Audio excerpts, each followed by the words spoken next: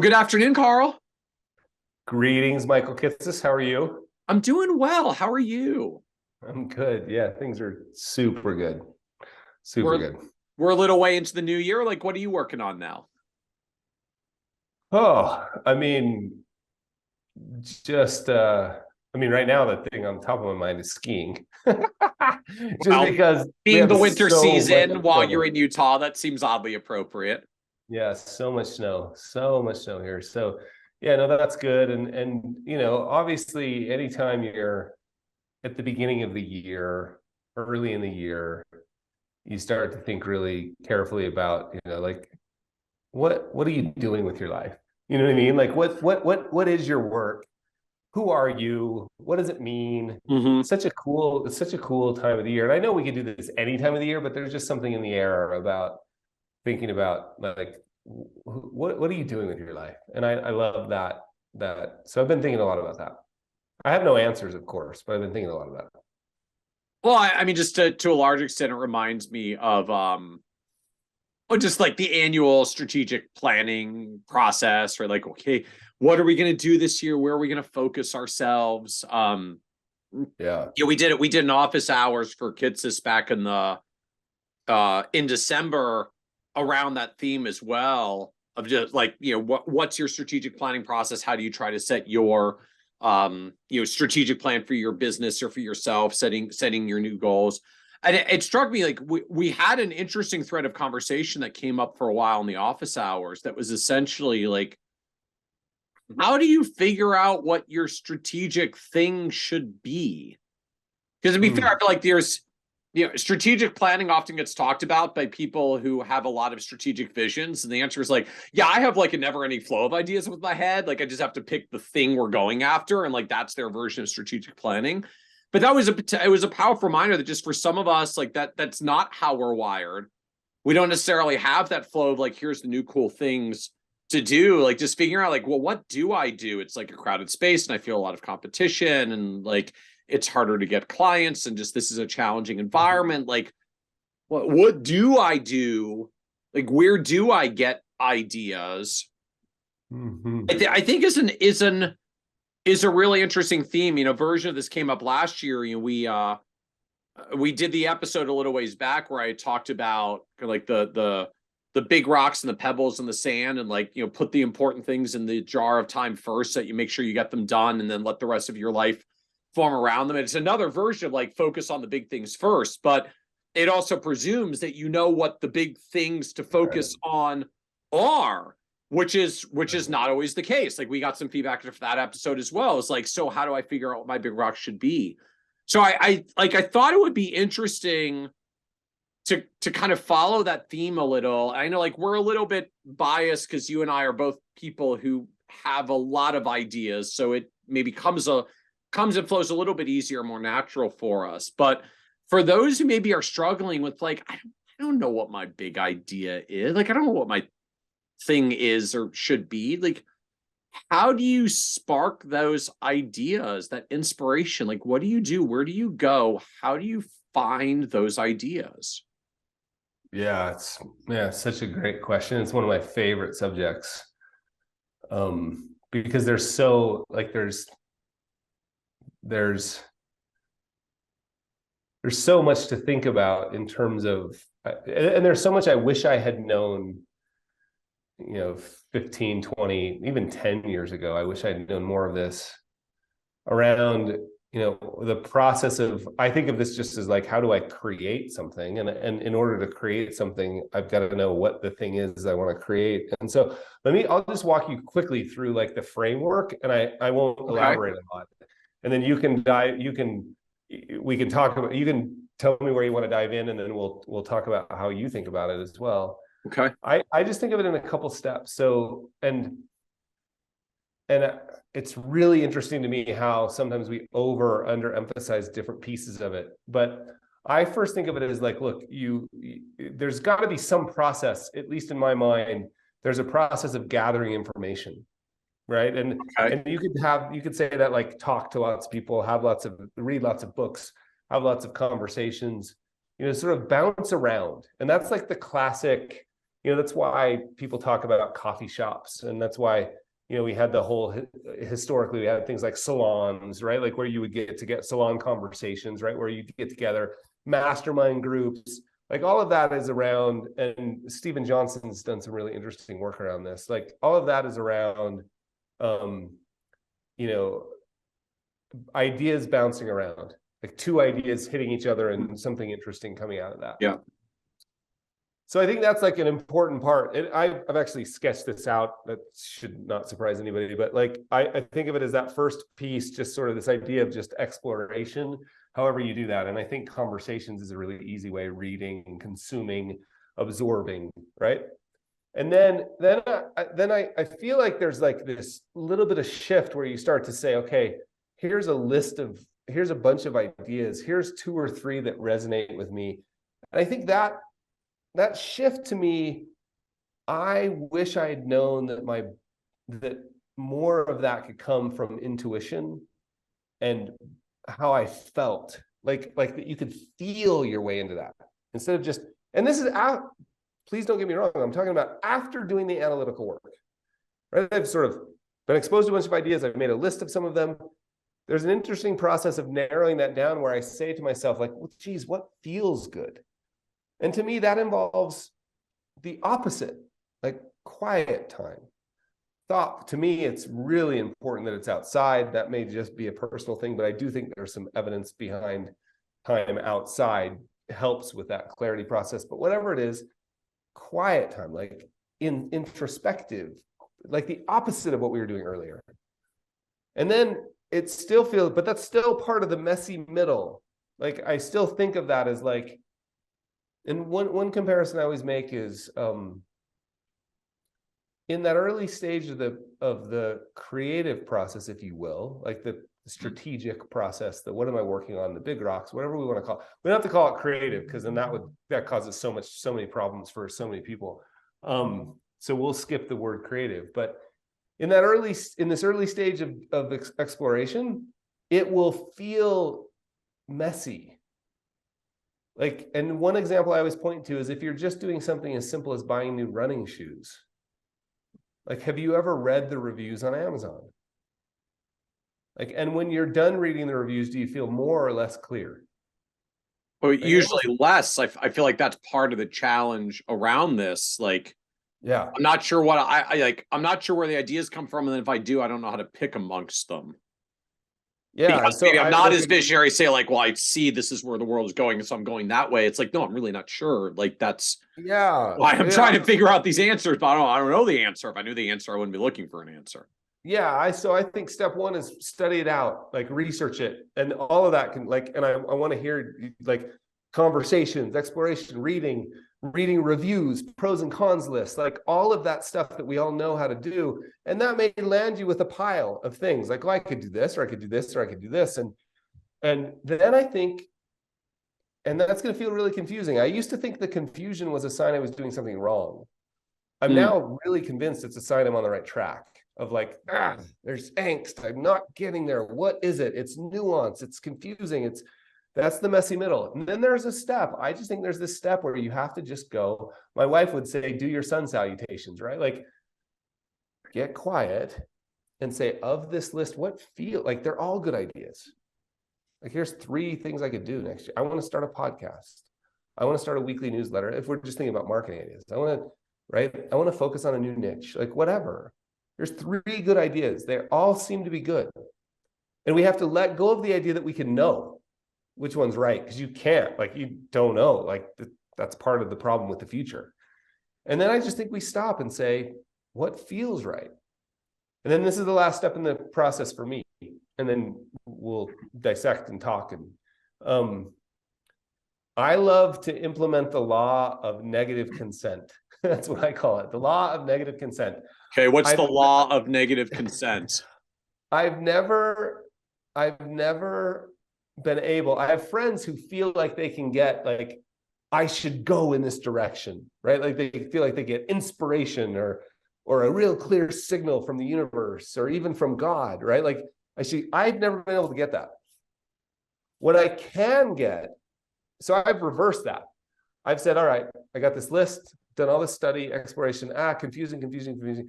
I've developed this list of 3. I've gotten really quiet. I think like, this one feels like the right step. And then what I do with the law of negative consent is I say to the universe, for me, and it doesn't have to be for you, like I say to God, but we can say to the universe, right? I'm going in this direction. And I'm going to count on you to tell me if it's wrong. Right? Like, I'm going in this direction. I'm going to count on you to tell me if it's wrong. Here I go. Like, see, you better say something quick. I'm going, right? And then you just, all that is this process of now opening yourself up to having a strong opinion about the future, about where you're headed. And then in this phrase, I love this phrase, actively looking for disconfirming evidence.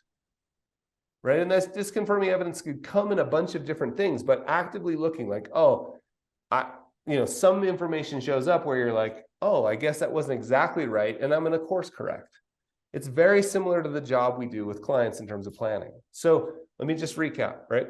Study, research, pros and cons, read, conversations, messy, calm, develop a list of 2 or 3, 4 or 5.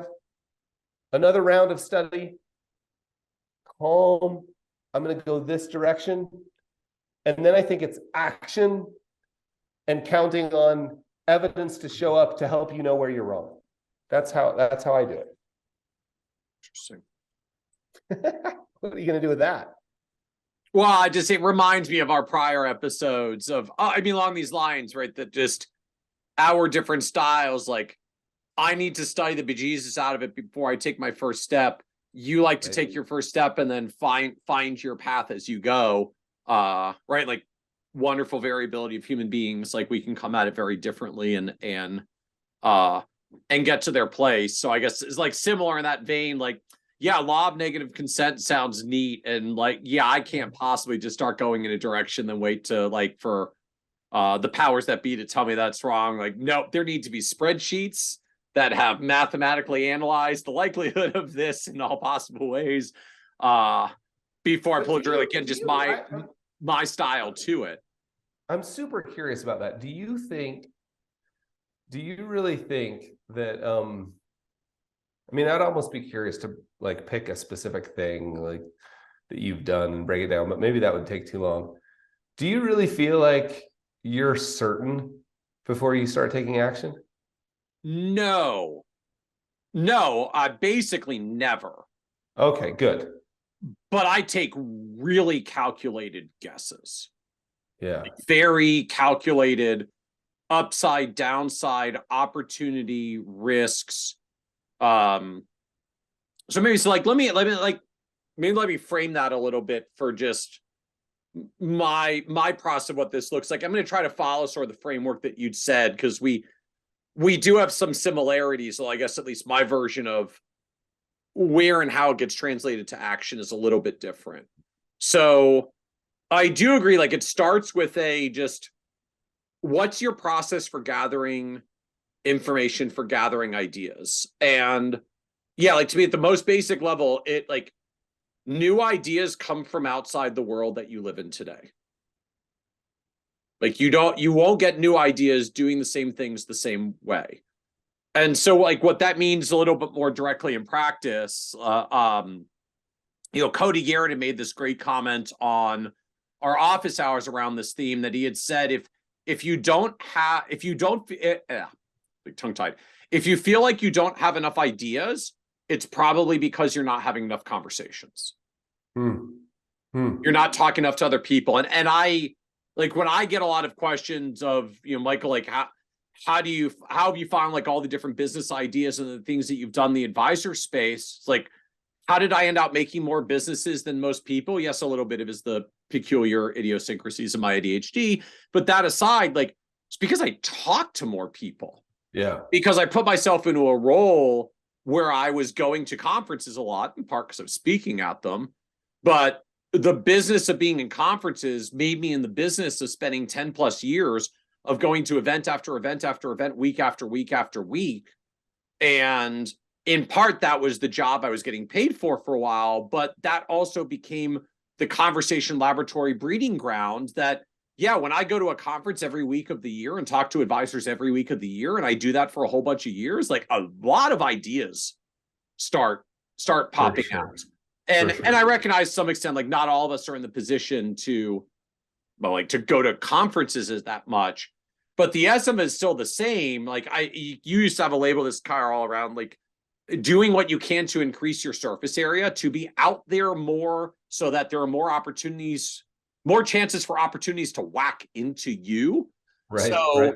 to me, in part, that's why areas like specializations or niches, there we said it however many minutes in we are, like it gives you an opportunity to get repeated exposure in a particular domain, because it's the repeated conversations with the same groups of people, but different folks within that group. So you hit it from a lot of different angles, and eventually you get to start connecting dots that aren't normally connected. And those are essentially the sparks of ideas and inspiration. So whether that's going to conferences, just getting out into the community you're trying to serve, books, I guess that's actually worth knowing as well, like books, not social media, not just not on social media, but like not social media, keep up on the news and information, like books with covers. You can do it on Kindle if you're so inclined.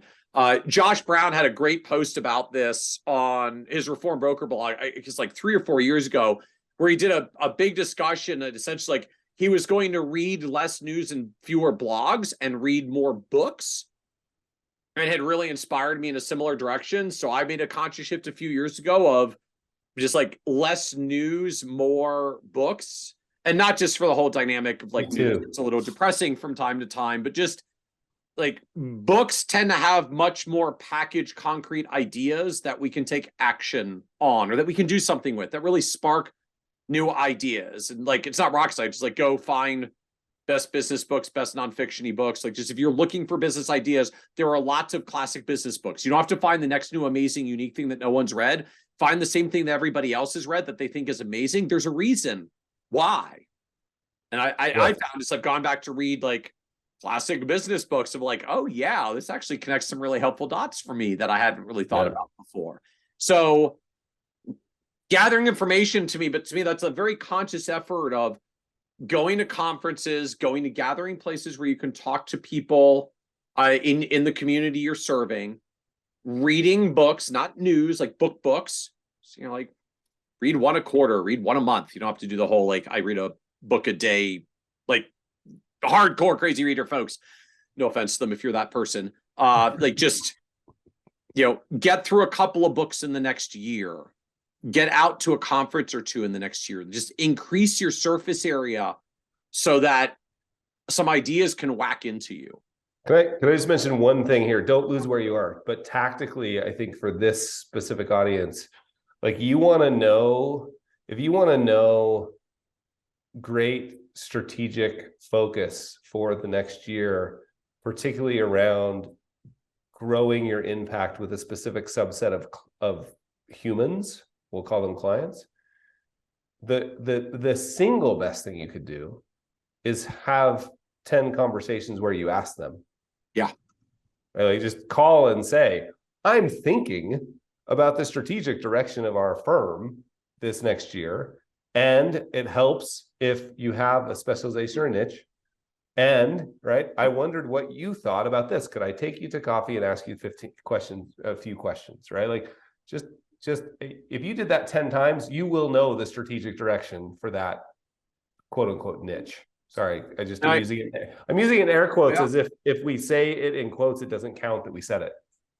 You're using in air quotes that you're literally pantomiming with your hands, as though any of the people who are listening to the podcast can see that you're making physical air quotes with your hands. Now, we do broadcast this to YouTube as well, so the people who are watching this can see your air quotes.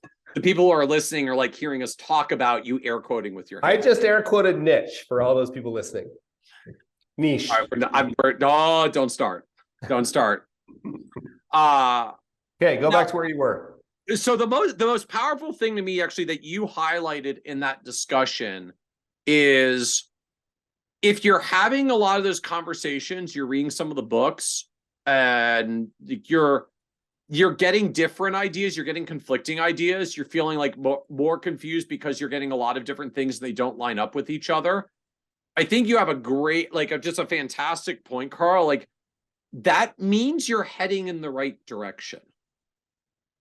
And I think it's a powerful point to make, because for most of us, like, yeah, I started doing that and then like stuff got too confusing and everybody said do something different. And so I was just like, whatever, I threw my hands up in the air and walked away.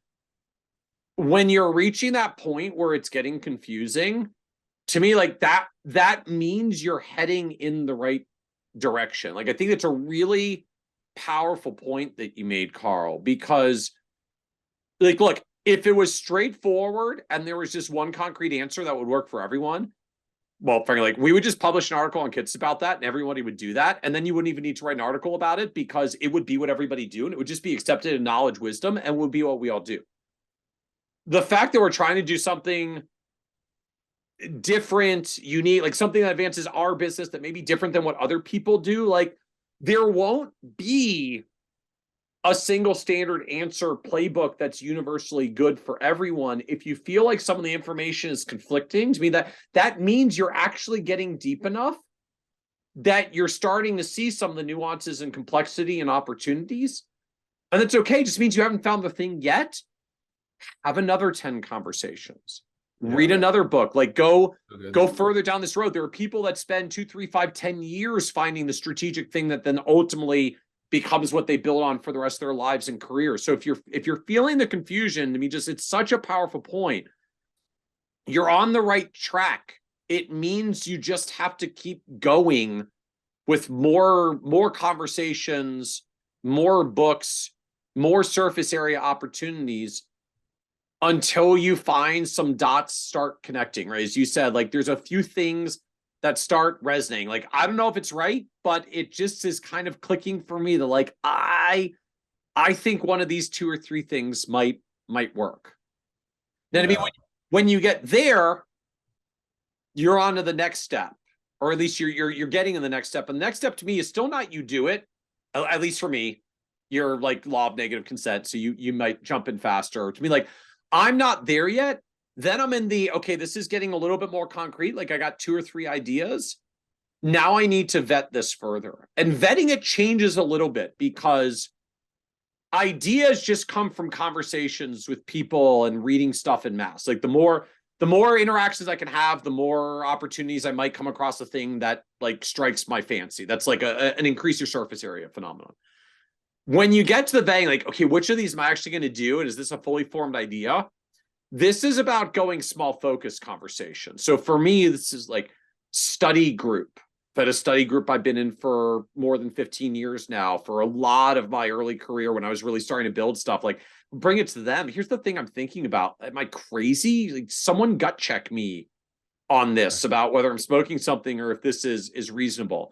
Coaches, mentors, just like, I'm thinking about this thing.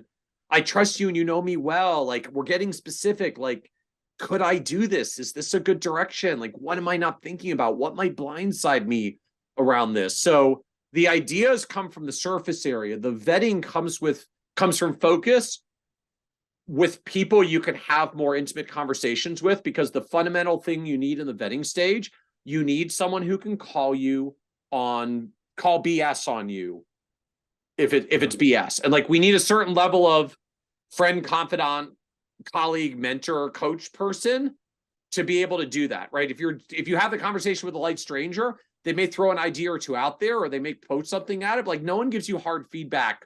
Casual acquaintances don't give you hard feedback. Quick bounce ideas with you.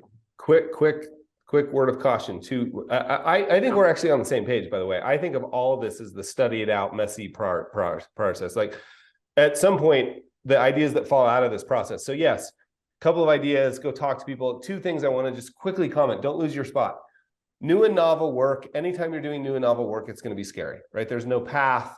There's no, like, if you truly want to do, which is why most people like the idea of being creative or disruptive more than they actually want to be creative or disruptive, because it's actually quite scary. It's actually quite scary. Or contrarian's another one. Like, I'm a contrarian. Really? You want to know what it really feels like? So new and novel work, just realize, like, that's going to feel scary. Now, this last bit I just want to touch on is I used to have well, he's still a friend, but I don't call him as much anymore.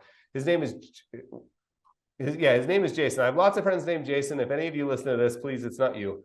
It's the other Jason. This Jason will not hear this. So I used to call Jason with every business idea I had. And Jason would tell me, he'd ask some questions and he'd tell me it's a great idea. And I'd go home and I'd tell my wife, Jason told me it's a great idea. And I would go do it and it wouldn't work. And like after a couple of rounds of that, my wife was like, when are you going to stop calling Jason? So be really, really careful about the confirmation bias problem inherent in that process. Just be aware of it in your head. Like, wait, am I just calling the people who tell me this is a good idea? Because you're right. Like, finding you need the people, you need to bring it to the people who will call your BS. Yeah, you got to be really careful about that, which is exactly what you're saying. So then to me, you get to like step 3. Okay, like I increase my surface area, conferences, coffee houses, conversations, books, at least for me, is a big one. Some ideas hit my radar screen. I got through a whole bunch of them. They were really confusing. I got through further and a couple of them started like cropping up consistently and resonating with me. So I got a shorter list and I started batting that conversation around with people I trust who will tell me like, dude, what you're saying just is not going to fly. Back to the drawing board. Right. Who can give me the hard feedback if that's what I need to hear. Then to me, like I get closer to some kind of action. And you know, for me by now, like that vetting process probably involves some spreadsheets or math or like, what's the opportunity? Like, you know, would my clients like it? Could I charge differently? Like how many would take it? What percentage would take it? Or just like starting to do the math of, does this move the needle for the business in an interesting way if it works, and what happens if it doesn't? And then to me, you get to, okay, like I've got a pretty good educated guess. What's the smallest increments that I could try this? The smallest increment I could try this. So I find out whether people who would pay me actually might care before I like go all in and spend a whole bunch of money and time and effort to create a thing that it may turn out nobody is really that into. And if anyone wants this from like a bookend, highly recommend The Lean Startup by Eric Ries, who I think gives a really good framework around it. They call it their minimum viable product or MVP. But like for some examples of this in practice, so one of the businesses I'm involved with is called FP Pathfinder. We make flow charts and checklists for financial advisors. You can like have a checklist to go through to make sure you cover like all the Roth conversion idea as issues with clients. You can white label it and send it to them for marketing purposes, or like share a annual numbers thing with COIs to build marketing, like all built around just how do we make sure I've got all the numbers or information in one place. And it's done very well. A couple thousand advisors now that pay for the FP Pathfinder service. My test to start that, I wrote an article on the Nerd's Eye View blog, I think almost 10 years ago now, that just asked, like, does anybody think it would be helpful to have flowcharts and checklists as a financial advisor? Like, would that be interesting to anyone? Right. Well, like, I feel like we've got a gap in this because there really isn't anything for it for financial advisors. And like, this was not long after Atul Gawande's checklist manifesto had come out. So I was kind of using it as a theme of the book and vibing on it as well. It was the most popular article we published that year. I mean, a lot of our blog posts, like, even if they're popular, maybe we get a half a dozen to a dozen comments on the blog post. This thing has 152 comments on it. Huh. Like, oh, wow. Like, the advisor community apparently really, really wants this. Like, I didn't even launch a business.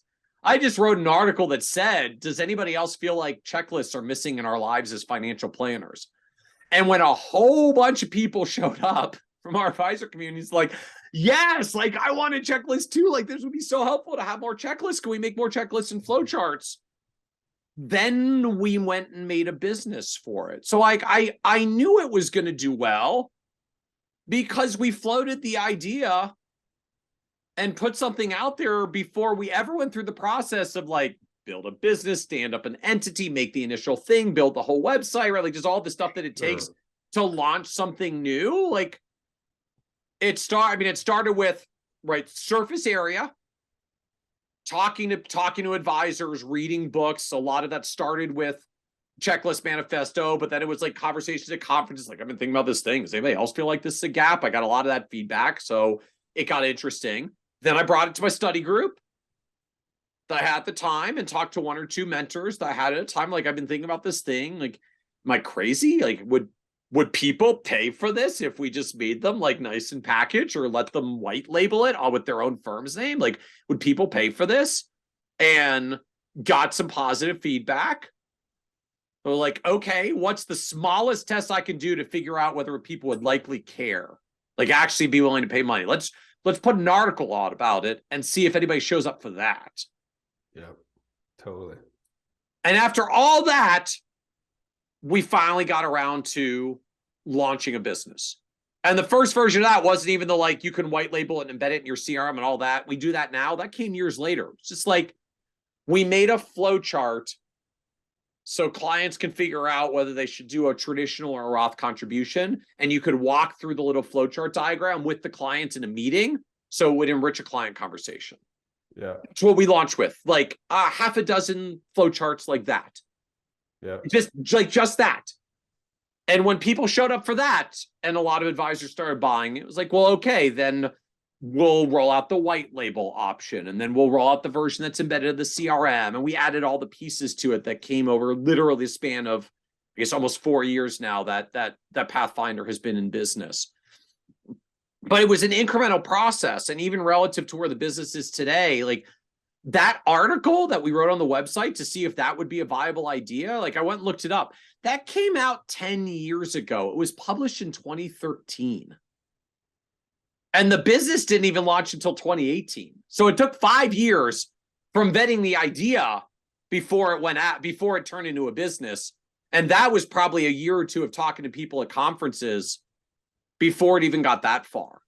I think to me, it's like, it just hopefully highlights like this drags out a lot. Like it's messy, right? It was confusing for a long time. There was a lot of incremental ideas and iteration for a long time. It's not like I've got a brilliant idea for a thing, and the next day, like it was launching a business. Right. Very incremental steps, but all built around kind of the version of the things that you'd articulated. Like, I love the label that you give for it. Increasing your surface area, putting yourself in a position where more ideas can whack into you, which to me is like talking to more people, reading more books. No offense to the internet and blogs, it's like publish one, but like books. When you've got confusion, keep going. Just keep powering into it. It means you're getting to the stuff that's murky enough that opportunity lies here. You've moved out of the obvious rules that if it was that good, everybody else would do it already. And you're into the ambiguity where new creation can occur. When you get 2 or 3 things that seem interesting, bring it to your trusted confidants who will give you hard feedback and call you on it, on your BS. It doesn't mean they all have to say it's a great idea. You can still power on. Even if you're going to disagree with them and they don't get it and you want to launch your thing anyways, that's cool. They don't all have to agree, but if they push back and you persevere through that, it means you've really vetted the idea. You've come up with the answers to the objections, you've figured through it. And then what's the smallest way you can test it to see if anybody actually shows and cares and is willing to pay you money for it? If they do, could always make it bigger and better, and all the ways that you could dream about in your head later. But one of the biggest failures in entrepreneurship and just building new things is people that overbuild the first thing, and then they find out that the thing they made is something that only they care about, nobody else cares about, nobody else is willing to buy.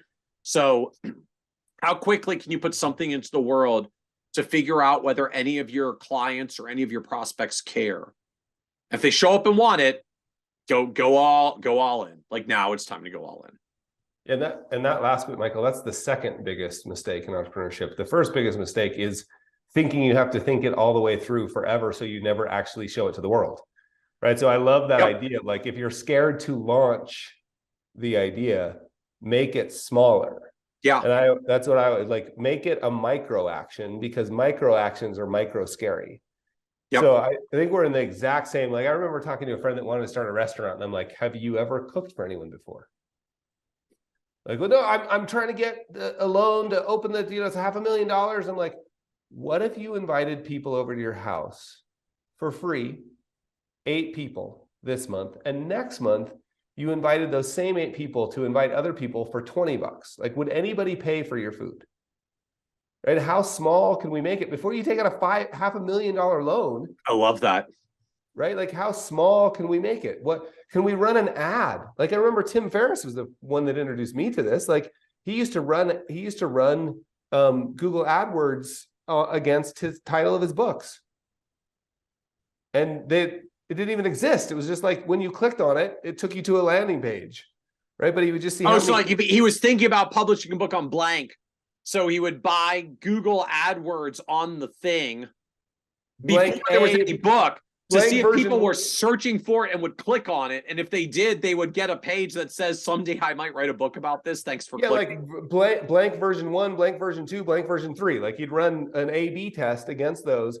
But that's a really small, super inexpensive test. Inviting 8 people over for dinner is a really small, writing a single blog post about workflows. But small test. Yeah. And let me just, the one thing I'd wanted to mention is, you can systemize this process. So I now, like, for me, ideas go through a system, and I get signal at each spot in the system. And it only, like, you only see it publicly. Right. And it's certainly only going to end up in one of my books if it made it all the way through that system. Right. Right. And the system starts with the smallest micro actions, which is Behavior Gap Radio, my little subscription podcast. That's $9.97 a month, right? Like, that's it used to be the New York Times was the top. I mean, that's right. Pretty nice to have the New York Times be the testing ground. It's not bad. It's not bad. Not a bad place to sandbox an idea, but I would sandbox ideas there, and if it made it through, and then we got feedback, then it would show up in my weekly letter, and my weekly letter is now a collection of the best of the best of the best stuff I've ever done. And then if we got feedback from the weekly letter, we made it better, and it would show up in a book. And so I'm tempted, the next book I write, which I'm gonna release another book in 23, I think. I almost want to have the subtitle like better than the New York Times. I'm not going to, but right, like, it got tested there, got feedback. So you can think of it as just an idea funnel, and you can sort of systemize that idea funnel in your own. So I think I should do this in the business. Okay, first step, talk to 10 people. 10 people who might have that problem. Oh, cool. What did I learn? Oh, great. It refined to here. Okay, great. Let's go back to those same 10 people. That's the next step. All right, great. I'm going to write a blog post. Okay, great. We're getting finer and finer and finer. Turns out I'm going to hire somebody to build this whole division. But that's only after it's gone through this entire funnel like you described. Sorry for for those of you who are not watching, I'm making giant funnel. Yeah, Carl is no longer pantomiming air quotes. He's now pantomiming a funnel that starts wide, and Venn diagrams and some little writing things. I'm making all sorts of noises with my hands. Awesome. Well, thank you, Carl. Yeah, super fun. Yeah, I'm excited to see the feedback on this. Yeah, thank you.